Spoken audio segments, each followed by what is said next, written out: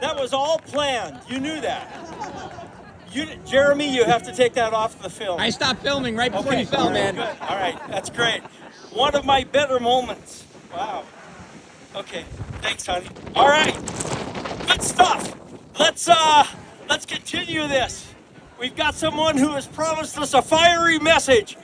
Amanda Potter is running for the South Dakota State Legislature out in District 9. Do we have any District 9 voters here? Well, great, because this might be your only and first opportunity to hear from Amanda. She is trying to replace a woman by the name of Bethany Soy in District 9.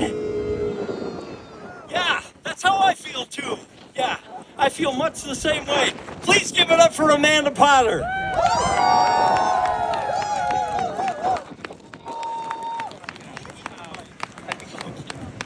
All right, he just said eat the mic. I'm going to try to be as loud as I can, but feel free to come in, okay? Because I need you to hear me. Hello, my name is Amanda Potter, and I am running for the South Dakota State House in District 9, which is Western Sioux Falls, Hartford, and Wall Lake. But I'm not here as a candidate. I am here as a citizen. I am here as your neighbor. And I'm here as someone who has been out there with you and is out there with you saying enough is enough. I have a feeling there are a couple people that we should recognize in the crowd today. So if this is your first time at a No Kings rally or at a protest, please raise your hand. Be brave. Look at that. Give them a hug. Give them a clap. Welcome. I want to say you should be proud because what you are doing is the most quintessential American thing you can do. Yes. Yes. There are people who are saying this is silly. This does no good. This is embarrassing. But I tell you, our nation was founded on protest. When the colonists dumped tea in Boston Harbor, they were saying we will not be ruled without representation.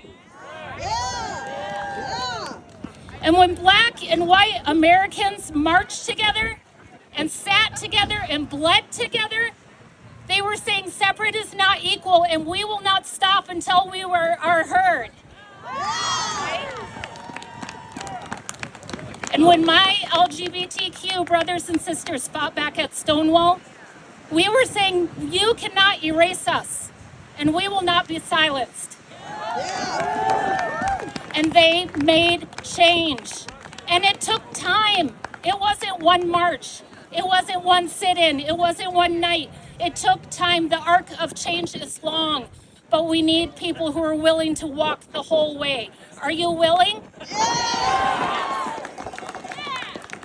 So I have a question for all of you, and I want to hear your response. Do you want a government that represents all of you, just not a few wealthy people? Yeah! Me too. Do you want to feel proud of your state and your country once again? Yeah! Me too. Do you want to know in your heart of hearts that the future is bright for our children and our grandchildren? You guys, I barely heard that. I'm not sure if I believe that. Yes, me too. But you know what, my friends? That means we have work to do. And let me tell you this, the one thing I know about the powers that be that are trying to grab wealth and power for themselves, they want you to give up. They want you to go home and shut up and don't listen to the news. You know why? Because they're making money off of it. They are profiting off of the status quo, and I don't know about you, but I have just enough spite in my heart to let that keep me going.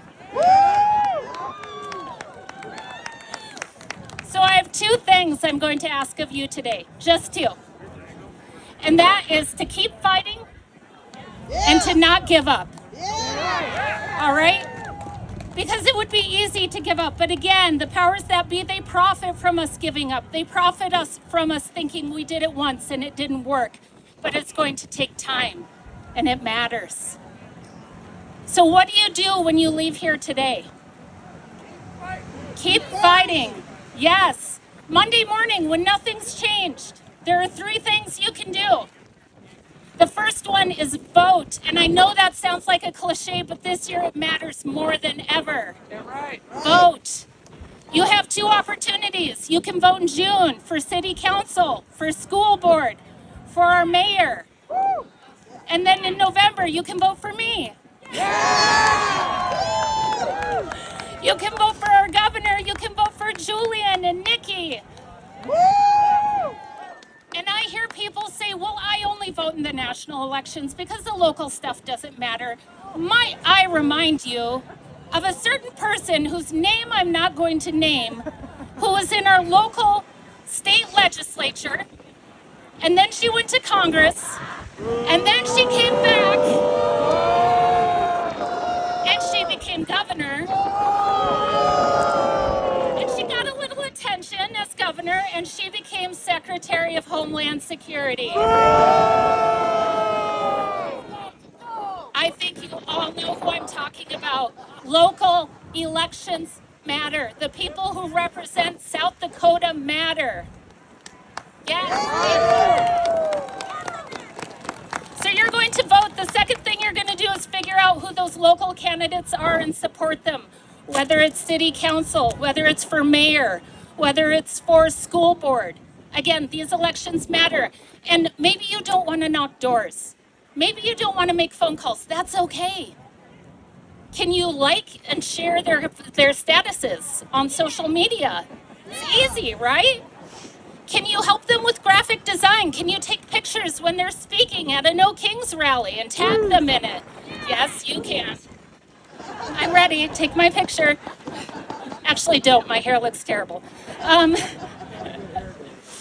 The third thing you're going to do is you are going to find your community and you are going to grow it. Whether that means in your neighborhood, whether that means at your workplace, whether that means your group of friends, we need to tend to it like a garden. Because if our friends and neighbors in Minnesota taught us anything, it is that we are stronger together than any of us are alone. Rest in peace, Renee and Alex.